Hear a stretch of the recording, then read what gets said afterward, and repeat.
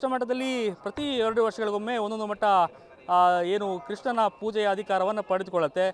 ಮುಖ್ಯವಾಗಿ 2 ವರ್ಷದ ಸಂದರ್ಭದಲ್ಲಿ ಪರ್ಯಾಯದ ಮುಗಿದ ಬಳಿಕ ಹೊಸ ನಿಯಮಗಳು ಕೃಷ್ಣ ಮಠದಲ್ಲಿ ಜಾರಿಯಾಗ್ತಾ ಇರ್ತವೆ. ಹೊಸ ಯೋಜನೆಗಳು ಕೂಡ ಕೃಷ್ಣ ಮಠಕ್ಕೆ ಬರುವಂಥದ್ದು ನಡೀತಾ ಇದೆ.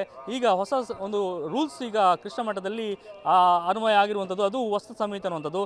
ನೋಡ್ತಾ ಇರ್ಬೋದು, ನಾವು ಈಗ ಕೃಷ್ಣ ಮಠದಲ್ಲಿ ಇದ್ದೇವೆ.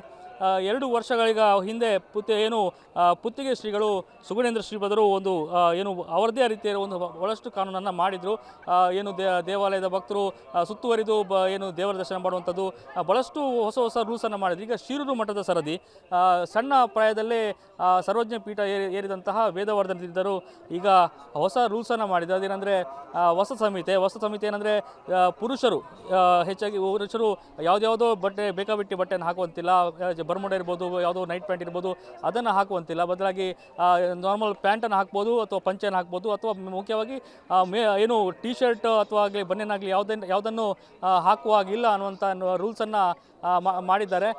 ಮುಖ್ಯವಾಗಿ ಇದು ಪ್ರತಿ ದಿನ ಮಹಾಪೂಜೆ ಸಂದರ್ಭದಲ್ಲಿ ಏನು ಶರ್ಟ್ ಹಾಗೂ ಟಿ ಶರ್ಟ್ ಬನ್ನಿಯನ್ನು ಧರಿಸುವಂತಿರಲಿಲ್ಲ. ಈಗ ಎಲ್ಲ ಸಮಯದಲ್ಲೂ ಕೂಡ ಈಗ ಟಿ ಶರ್ಟ್ಗಳನ್ನು ಮೇಲ್ಧರಿಸು ಅಂದರೆ ಅಂಗಿಗಳನ್ನು ಯಾವುದು ಹಾಕುವಂತಿಲ್ಲ ಅನ್ನುವಂಥ ನಿಯಮವನ್ನು ಮಾಡಿದ್ದಾರೆ. ಇದು ದೇವಸ್ಥಾನಕ್ಕೆ ಬರುವಾಗ ದೇವಸ್ಥಾನದ ವಸ್ತು ಸಂಹಿತೆಯನ್ನು ಪಾಲಿಸಬೇಕು.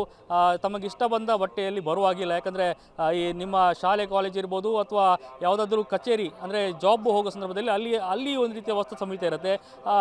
ಮತ್ತು ಈಗ ದೇವಸ್ಥಾನಗಳು ಕೂಡ ಅದೇ ರೀತಿಯ ವಸ್ತು ಸಮಿತಿ ಇದೆ, ಅದನ್ನು ಪಾಲಿಸಬೇಕು ಅನ್ನುವಂಥ ನಿಯಮವನ್ನು ಈಗ ಕಡ್ಡಾಯಗೊಳಿಸಿದ್ದಾರೆ. ಅದು ಕೂಡ ಮುಂದಿನ ದಿನಗಳಲ್ಲಿ ಮಹಿಳೆಯರಿಗೂ ಕೂಡ ಅದು ಅನ್ವಯ ಆಗುತ್ತೆ. ಯಾಕಂದರೆ ಮಹಿಳೆಯರು ಆಗಲಿ ಯುವತಿಯರಾಗಲಿ ಬೇಕಾಬಿಟ್ಟು ತಮ್ಮ ಇಷ್ಟ ಬಂದ ರೀತಿಯಲ್ಲಿ ಬಟ್ಟೆಯನ್ನು ಧರಿಸುವಂತಿಲ್ಲ. ಇದು ಮುಖ್ಯವಾಗಿ ಕರಾವಳಿ ಭಾಗದ ಧರ್ಮಸ್ಥಳ ಇರ್ಬೋದು, ದಕ್ಷಿಣ ಕನ್ನಡ ಜಿಲ್ಲೆಯ ಧರ್ಮಸ್ಥಳ ಇರ್ಬೋದು, ಕೊಲ್ಲೂರು ಭಾಗದಲ್ಲಿ ಈಗ ಸದ್ಯಕ್ಕೆ ಪುರುಷರಿಗೆ ಶರ್ಟ್ಗಳನ್ನು ಹಾಕಿ ಪೂಜೆ ದೇವಸ್ಥಾನದ ಒಳಗೆ ಎಂಟ್ರಿ ಇಲ್ಲ ಅನ್ನುವಂಥದ್ದು ಇದೆ. ಸದ್ಯ ಈಗ ಕೃಷ್ಣ ಮಠದಲ್ಲಿ ಕೂಡ ಎಲ್ಲ ಸಮಯದಲ್ಲೂ ಕೂಡ ಈಗ ಜಾರಿಯಾಗಿರುವಂಥದ್ದು. ಮುಖ್ಯವಾಗಿ ಪ್ರವಾಸಿಗರು ಅತಿ ಹೆಚ್ಚಿನ ಸಂಖ್ಯೆಯಲ್ಲಿ ಬರ್ತಾರೆ. ಕೇವಲ ಉಡುಪಿ ಅಂತಲ್ಲ, ಹೊರ ಜಿಲ್ಲೆ ಹೊರ ರಾಜ್ಯದಿಂದ ಮತ್ತು ವಿದೇಶಗಳಿಂದ ಪ್ರವಾಸಿಗರು ಬರ್ತಾರೆ. ಅವರಿಗೀಗ ಸದ್ಯ ಅವರ ಗಮನಕ್ಕೆ ತರಲಿಕ್ಕೆ ಈಗ ನೋಟಿಸನ್ನು ಕೂಡ ಅಂಟಿಸುವಂಥದ್ದು ಸಾಧ್ಯತೆ ಇದೆ ದೇವಸ್ಥಾನ ಮುಖ್ಯ ಭಾಗದಲ್ಲಿ ಮತ್ತು ಅಲ್ಲಿ ಎಲ್ಲ ಕಡೆಯಲ್ಲಿ ಅದನ್ನು ಮಾಹಿತಿಯನ್ನು ಕೊಡುವಂಥ ಕೆಲಸ ಇನ್ನು ಮಾಡ್ತಾರೆ. ಸದ್ಯ ಶಿರೂರು ಮಠದ ಪರ್ಯಾಯ ಆರಂಭ ಆಗಿದೆ. 2 ವರ್ಷಗಳ ಕಾಲ ವೇದವರ್ಧನ ತೀರ್ಥರು ಏನು ಕೃಷ್ಣನ ಪೂಜೆಯನ್ನು ಮಾಡ್ತಾರೆ. ಜೊತೆಗೆ ಭಾಳಷ್ಟು ನಿಯಮವನ್ನು ಭಾಳಷ್ಟು ಬದಲಾವಣೆಗಳನ್ನು ಅವರಿಂದ ಕಾಣ್ಬೋದು ಅನ್ನುವಂಥ ಎಲ್ಲರ ಮನಸ್ಸಲ್ಲಿರುವಂಥದ್ದು. ಯಾವ ಥರ ಬದಲಾವಣೆ ಮಾಡ್ತಾರೆ, ಯಾವ ಥರ ರೂಲ್ಸನ್ನು ತರ್ತಾರೆ ಅನ್ನುವಂಥದ್ದು ಕುತೂಹಲ ಎಲ್ಲರಲ್ಲೂ ಇದೆ.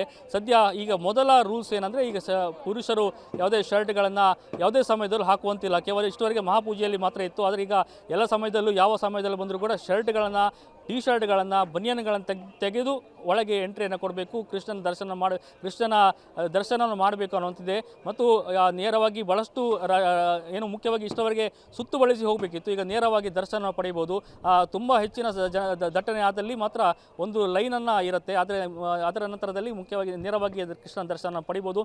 ಸದ್ಯ ಶಿರೂರು ಮಠದಲ್ಲಿ ಒಂದು ಹೊಸ ಬದಲಾವಣೆಗಳು ಆರಂಭ ಆಗಿದೆ. ಮುಂದಿನ ದಿನಗಳಲ್ಲಿ ಯಾವ ರೀತಿಯ ಬದಲಾವಣೆ ತರ್ತಾರೆ, ಏನು ಶಿರೂರು ವೇದವರ್ಧನ ತೀರ್ಥರು ಯಾವ ರೀತಿಯ ಬದಲಾವಣೆ ಮಾಡ್ತಾರೆ ಮತ್ತು ಕೃಷ್ಣನ ಪೂಜೆಯಲ್ಲಿ ಯಾವ ರೀತಿಯ ಬದಲಾವಣೆ ತರ್ತಾರೆ ಅನ್ನುವಂಥದ್ದು ಕುತೂಹಲ ಸದ್ಯಕ್ಕೆ ಇರುವಂಥದ್ದು.